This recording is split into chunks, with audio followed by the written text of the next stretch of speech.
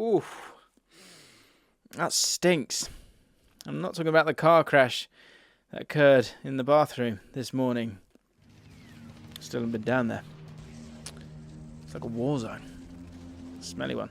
What I'm really talking about is the one thing that every Premier League club stinks at. We're all good at stuff, we're all bad at stuff, and your club stinks at one specific thing. And today we're going to be looking at every single team in the Premier League and labelling what they are bad at and why. If you are new to the channel and you enjoy this video, by the end of it, do me a favour, hit that subscribe button. We're marching towards 250,000 and we need every single soldier. If you are a JLA soldier, hit the button.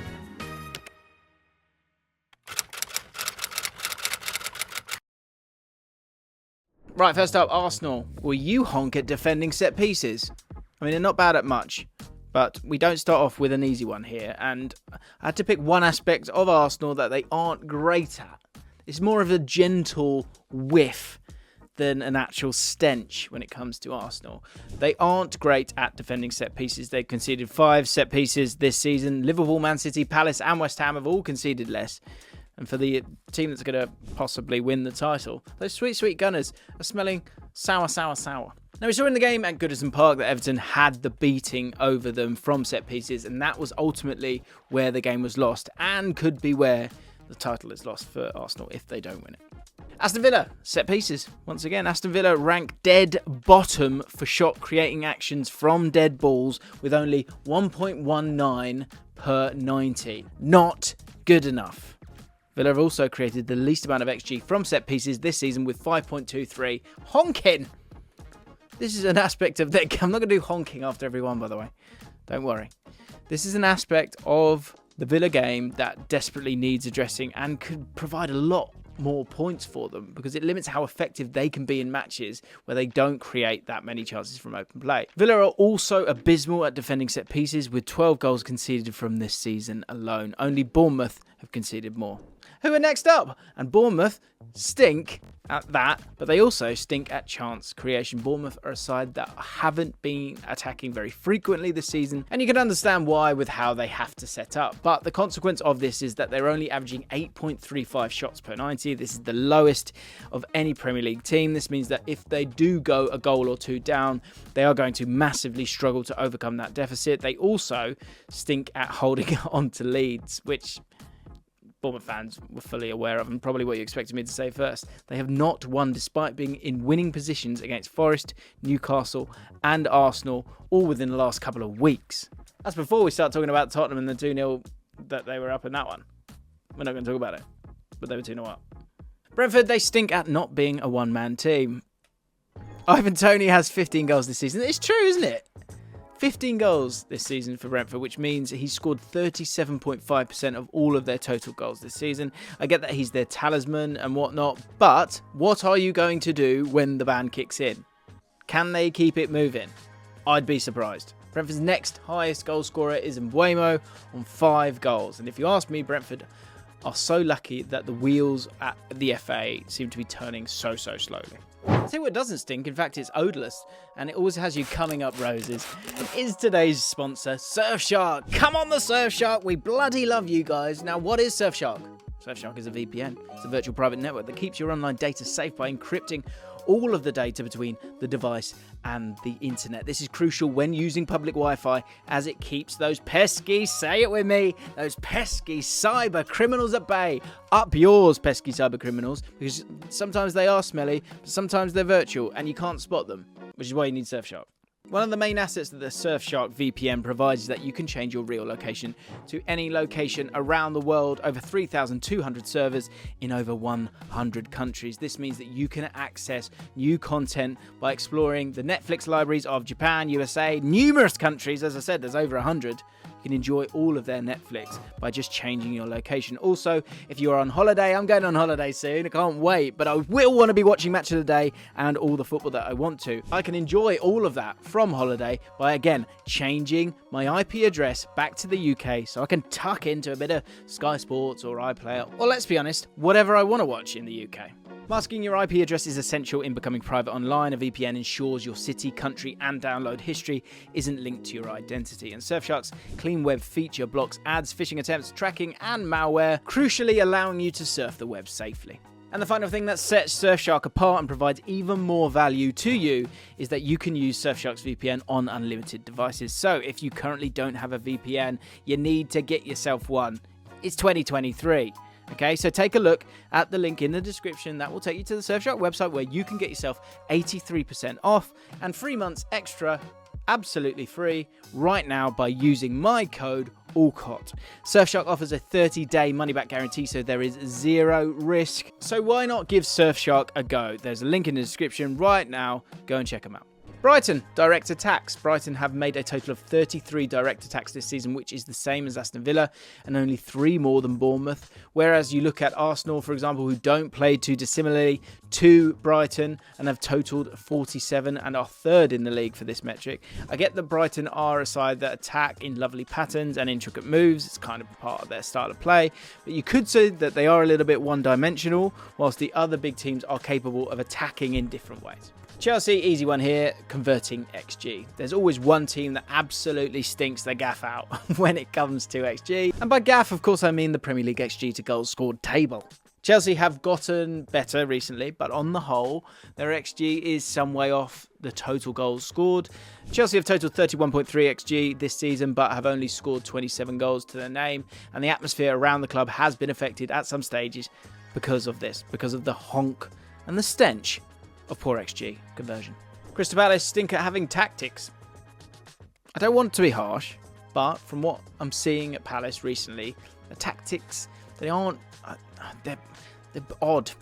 You know, we all wanted to see the best attackers playing together, but the way that Vieira is doing it just doesn't seem to compute for me. Eze, Zaha, Elise, and Ayew all playing together isn't working, and it's hugely affecting their ability to create and score goals.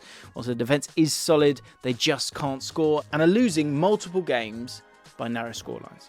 Everton whiff at keeping the ball. Over the last 4 games, Everton have averaged a total of 37.5% possession. I understand that maintaining possession of the ball isn't really Dyche's style and not what he's about, but the problem is that with no target man, when Everton hoof the ball, they have no one that it sticks to, and that allows the opposition to create endless waves of attacks, and it allows opposition back into matches when Everton should really have won. The Forest game being an example of this. That said, they are incredibly solid, so it's about balance here. But there is a poor honk when it comes to the possession. Fulham. When it comes to Fulham, they put the into housery. They stink at not being dirty. Fulham are going massively under the radar as the biggest shithouses in the Premier League this season. They've totaled 64 yellow cards so far this season, the most of any team. And when you watch them, you can instantly see why.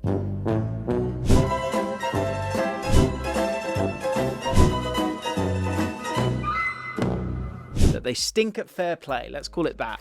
Their players love a late tackle or a snide little tackle as well. Andres Pereira is one of those quietly getting away with it. He's got 7 yellow cards already this season. Leeds United stink at taking their chances when it matters. I think a problem at Leeds is often that they'll create enough chances to get something from a game, but they don't always get the rewards they deserve. Against Man United in February, they had 16 shots and amassed 1.81 XG, but didn't manage to score. Again, against Chelsea, they lost 1-0 despite having an XG of 1.05 and having 11 shots in total. And despite these games being against good sides, I think they do sometimes miss some opportunities that other teams would have taken. For example, Everton against Arsenal, Southampton against Chelsea, and Forest against Liverpool.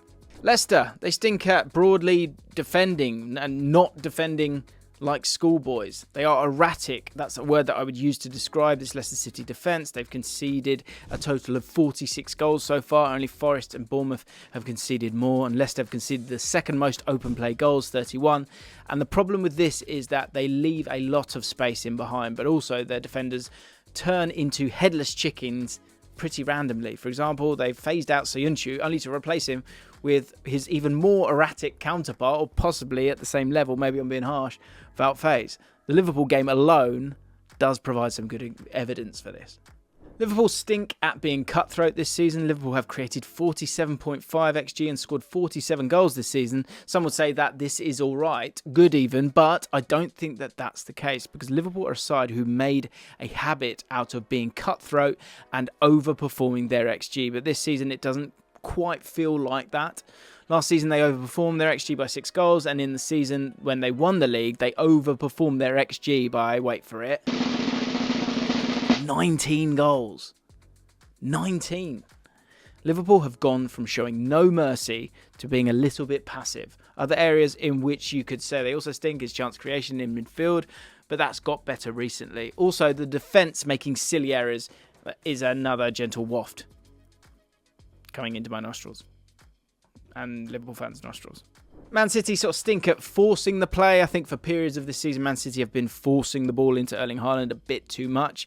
I get that he's a goal-scoring machine, but sometimes I feel like they try to give it to Haaland when there are better options available, or at least it's on their mind. I think that can hold them back at times. There are no doubts of Haaland's quality, but at times I also feel like Pep structures the team around him, and it doesn't always work. For example, the experiment with the 3-2-5 formation. Manchester United stink when playing without Casemiro. Man United average 1.82 goals when Casemiro plays, but only 0.6 when he doesn't. The drop-off when he isn't there sends shivers throughout the team, both defensively and offensively.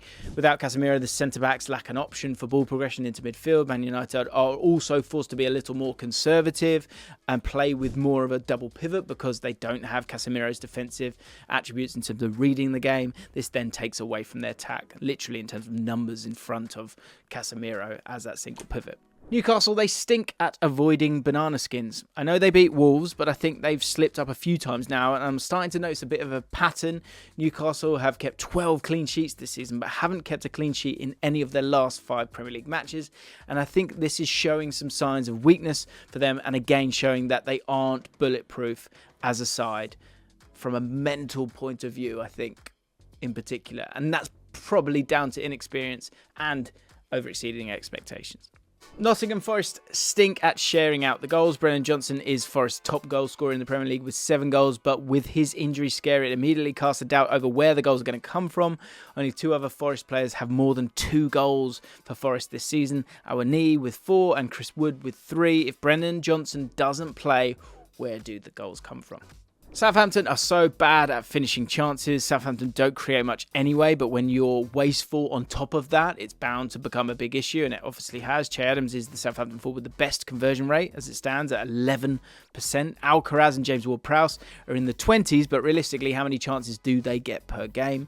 Southampton have only created 24.9 XG this season, which is the 3rd worst in the league. But to make things worse, they've only scored 20 goals, meaning they are joint with Wolves for being the lowest scoring side in the league. Tottenham are so bad at winning the first half of football matches. Tottenham have scored a total of 49 goals this season. Only 17 of those have come in the first half of matches, and this has been probably their biggest problem this year, apart from the quality of their defenders. Spurs are also averaging 1.43 XG per 90, but only 0.63 of this coming in the first half of games. The inability to be dominant for a whole 90 minutes is very strange and super concerning if you want to get in the Champions League. It's amazing that they're still in the running, if I'm honest. West Ham stink at scoring from open play. This has been something we've discussed a few times on the channel, and it's definitely something that West Ham stink at. The Hammers have created a total XG of 20.78 from open play, which isn't bad, but in reality, having only scored 15 goals from open play, it's also worth remembering that 4 of these open play goals came in one match against Nottingham Forest recently. And Wolves finding a source of goals. Wolves' general play is actually very good in my opinion, and that's why it's so shocking to see that they rank bottom for goals scored in the Premier League with only 20 goals scored. They've created 26.2 XG though, and the fact of the matter is that they haven't got a clear source of goals. Their top scorer is joint between Ruben Neves and Daniel Podence on 5 goals. I've been impressed with Podence from an attacking point of view, but after that it's Adama Traore with 2, and the only striker to score for the club, the only striker, full stop, is Gonzalo Guedes, and he isn't even at the club anymore. That stinks. If you enjoyed this video, hit the like button, subscribe to the channel, hit the notification bell as well. We've got some really good lives coming up. See you soon. In this video, we're going to be telling you who is the perfect manager for your club and why you need to get them, but I won't be talking like this for the rest of the video. I mean, that said, you'll probably just eat them alive, won't you? You won't give them the time, they'll draw 3 games and you go, "This ain't, we don't deserve this, we deserve better than this." Well, let's try anyway, shall we?